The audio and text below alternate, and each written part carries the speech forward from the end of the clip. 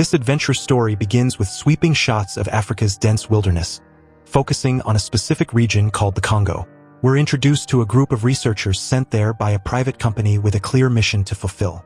The team, fully equipped with abundant resources to survive in the forest for an extended period, traveled deep into the Congo. Many explorers had failed before because they carried too few supplies. Once inside, you could easily get lost or separated from your group. Meanwhile, at the company's headquarters, a woman named Karen maintained constant contact with the research team. The leader in the field was Charles, who relayed updates to her and her colleagues. We learned that Charles and Karen were once in a relationship but had separated for unknown reasons, though their feelings seemed far from gone. During the expedition, Charles discovered a strange diamond unlike anything ever seen. Demonstrating its power, he loaded it into a gun, which then emitted a laser-like beam that incinerated a plant. The team realized this rare gem could be an incredibly dangerous weapon. Excited by the discovery, Charles suggested they continue exploring the area where they found it, hoping there might be more. Cameras were set up to maintain visual contact while Charles and his crew traveled by river to a remote clearing. There, they found a wall with a passageway on the other side. One of Charles's teammates went ahead to investigate but never returned. Moments later, something dropped in front of Charles. It was his friend's eye, brutally torn out. Turning around, Charles came face to face with the unknown creature. Before he could react, it attacked and knocked him unconscious. After that, all communication between the researchers and base was lost. Back at headquarters, the situation looked grim. Travis, a senior figure in the organization, and Charles's father, arrived and ordered surveillance footage to be reviewed. The cameras revealed the team's bodies, savagely ripped apart as if by some ancient beast. No one had survived. Despite his son's peril, Travis seemed more concerned about retrieving the rare diamond left in the forest. He ordered Karen to lead a mission to recover it. Outraged that he was prioritizing the diamond over his own son, Karen agreed to go only if their primary goal was to rescue Charles, with the diamond as a secondary objective. Meanwhile, elsewhere, we meet Amy, an unusually intelligent gorilla with a passion for painting. She had created numerous artworks by hand. Her caretaker, Peter, who had raised her since she was a baby, arrived, and Amy immediately embraced him. The next day, Peter gave a presentation about his experiments, explaining a machine he had developed that could interpret any form of sign language and translate it into spoken words. Now, with Peter's invention, they could understand anything spoken through sign language, even if it came from an animal. To demonstrate this in real life, Peter brought Amy on stage. She was fitted with all the necessary devices, and as she stepped forward, she began communicating in sign language. Every movement she made was instantly converted into written words on the screen, allowing the audience to clearly understand her greetings and thoughts. Peter had truly created a remarkable device. Among the audience was a man named Ham, who pulled a peculiar ring from his bag. The ring bore a strange design resembling an eye, exactly like the one in one of Amy's paintings at her home. This hinted at a dangerous connection that would soon be revealed. Later, Peter met with his principal, proudly stating that his experiment was a complete success. His next goal was to travel to the Congo, where many gorillas lived, and use his device to communicate with them, studying what they truly wanted. The principal agreed his research was impressive but explained they lacked the funds to support such a trip. Disheartened, Peter was about to give up when Ham, the businessman, stepped in, offering to fully fund the expedition. Ham was known for investing in projects he found interesting. With both Peter and the principal agreeing, the preparations began. Soon, Peter and his team packed up everything they needed for the Congo expedition. At the airport, Karen appeared, insisting Peter take her along. This was the last flight heading toward the Congo. Peter didn't know why she was so eager, but before he could respond, Ham arrived, explaining there was a payment issue preventing him from boarding. Karen quickly offered to cover the costs, but only if she could join them. The deal was struck, and they all boarded the flight.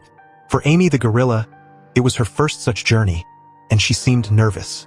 To calm her, Ham and his companions gave her a drink. Hours later, they landed at their destination airport, where one of Ham's men came to pick them up. Shortly afterward, a soldier named Muno appeared, insisting on taking them with him for security checks, warning that enemies might be nearby. The wreckage of a truck, completely destroyed, proved there was real danger. Muno loaded Peter, Amy, and the others into a jeep, questioning them along the way. He seemed suspicious of Ham. When asked about the gorilla, Peter explained that he was returning her to the Congo jungle. Strangely, Muno appeared to know Karen, though how would only become clear later. Later, while preparing to take another plane deeper into their destination, Muno finally remembered where he had seen Ham. Years ago, Ham had come seeking a legendary treasure in the Congo, said to belong to an ancient king and still hidden there. All of Ham's companions had died, and Muno himself had rescued him. Very few people believed such a treasure existed, dismissing it as a childish fantasy. As they flew toward their destination, gunfire erupted from the ground. Enemy soldiers were trying to shoot the plane down.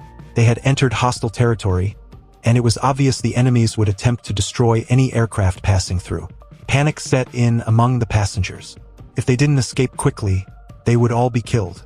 Without wasting time, everyone on the plane quickly strapped on parachutes and tossed whatever resources they could spare down below. They needed to get out fast.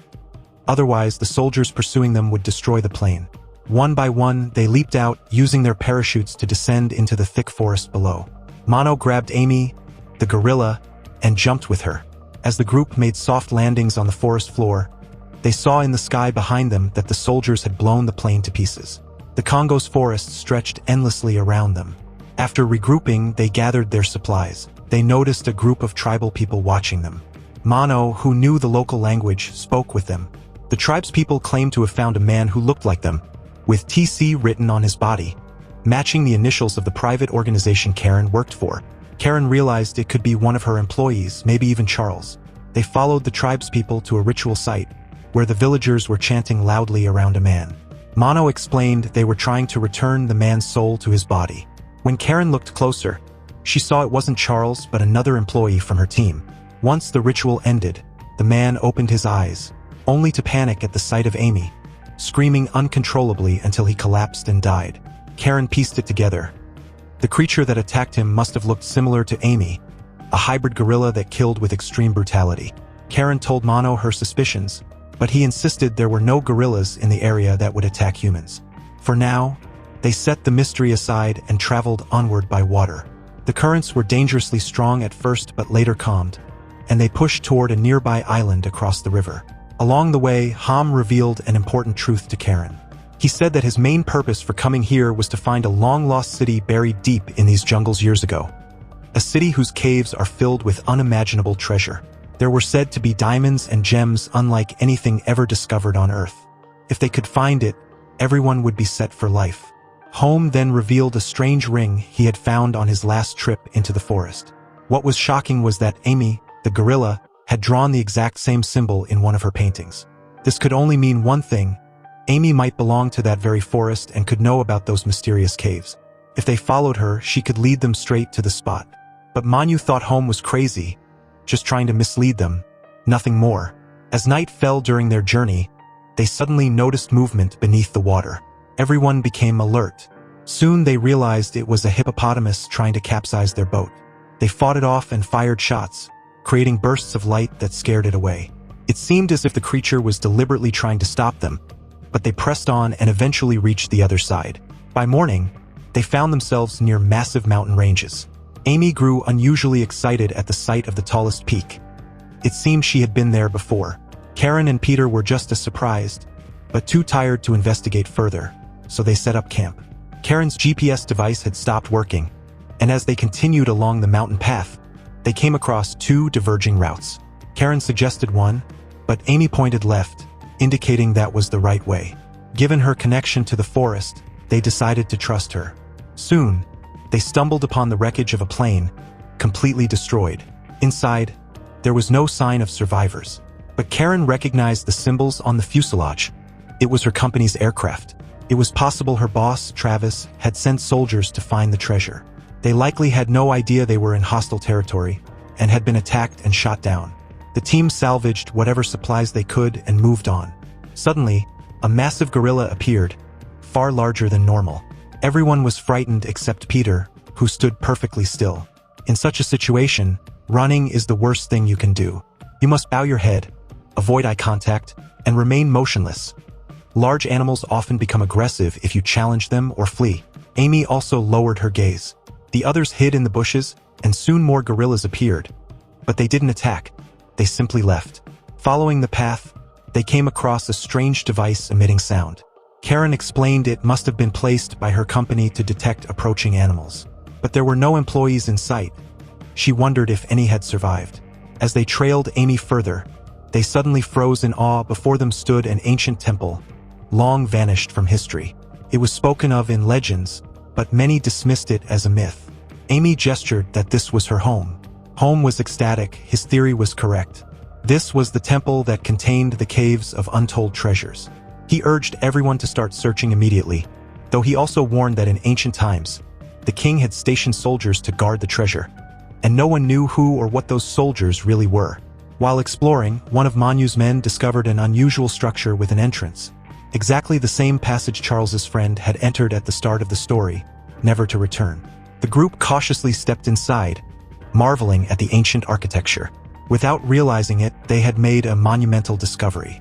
Even Manu's team now wanted to find the treasure and claim it for themselves. They searched every corridor for the cave that might hold it. Outside, one of Peter's companions noticed Amy was missing and went looking for her. Suddenly, he heard terrifying sounds behind him. As he turned to look, his face was frozen in sheer terror. Inside the temple, the remaining group noticed strange inscriptions on the walls. Ancient writings no one could understand. One of the passageways became blocked, trapping them in the chamber. Just then, Peter's companion stumbled in, badly injured, his body covered in deep bite and claw marks. Panic swept through the group as he collapsed and died on the spot. Above the temple entrance, they spotted a bizarre-looking gorilla, actually a mutated version of the species. Without warning, it charged at them. Monroe and his team opened fire, but to their shock, the bullets had no effect. Fortunately, their gunfire slowed the beast long enough for most of the group to escape. Amy had also arrived by then, visibly terrified, so Peter led her to safety. Outside, they discovered that all of Monroe's soldiers had been slaughtered, revealing just how deadly these guerrillas were. Realizing they had to survive until morning, the group set up camp. Monroe's remaining men deployed thermal detection devices and electric traps to alert them of intruders, as well as automated guns that would fire at any detected movement. The group sat silently, waiting for the night to pass.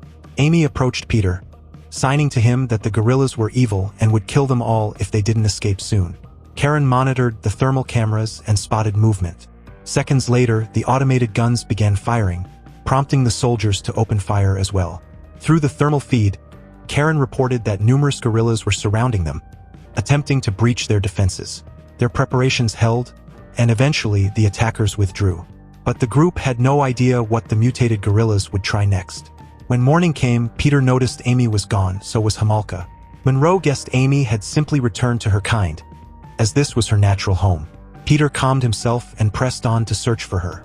Traveling deeper into another section of the temple, they found the area unstable, ready to collapse at any moment.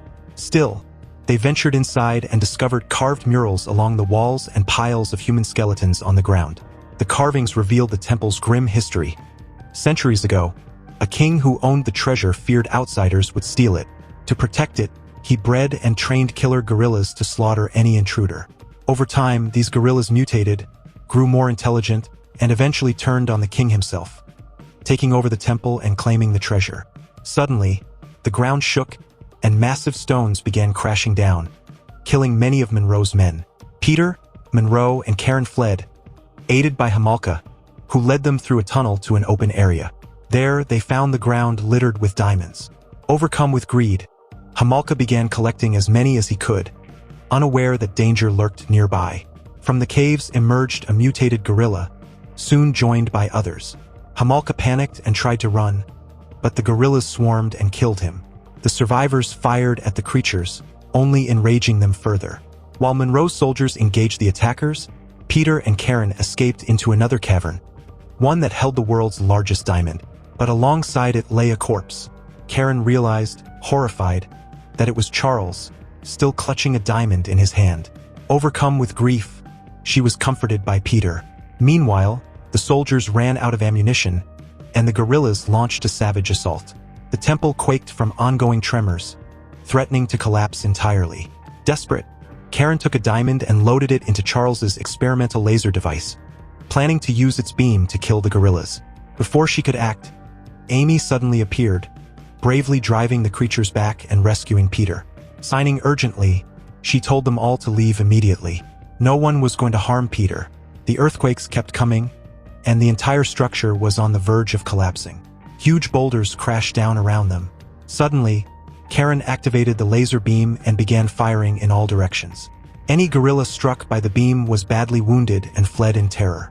Her quick thinking proved to be extremely effective against the creatures, but a far greater problem emerged. Lava from the mountain's core began flooding into the temple. Anyone who touched it would be instantly incinerated. They all had to escape immediately. The mutated gorillas fell into the lava and perished, while the survivors quickly moved away from the temple. Peter stayed with Amy, but the middle section of their escape route collapsed, separating them from the rest of the group. Karen, Monroe, and the remaining soldiers reached a safe location as the temple completely crumbled into ruins. Not long after, Travis connected with Karen via satellite, asking whether they had recovered the diamonds. Karen confirmed they had, but also told him Charles was dead. She quickly realized Travis didn't care about his son at all. His only concern was the diamonds. Furious, Karen decided to teach him a lesson. She adjusted the laser beam's targeting system toward one of Travis's own company satellites and destroyed it with a direct blast. Meanwhile, Peter and Amy were overjoyed to have survived. Amy kept signing to Peter that good gorillas were also here. Soon, several gorillas arrived, Amy's family. In her own way, Amy was thanking Peter before saying goodbye and leaving with them. The rest of the group reunited with Peter, who felt deeply saddened. They quickly deployed a hot air balloon and left the area. What they had seen in the forest was something few people would ever witness, but they carried those unforgettable experiences with them. And just like that, our story comes to an end.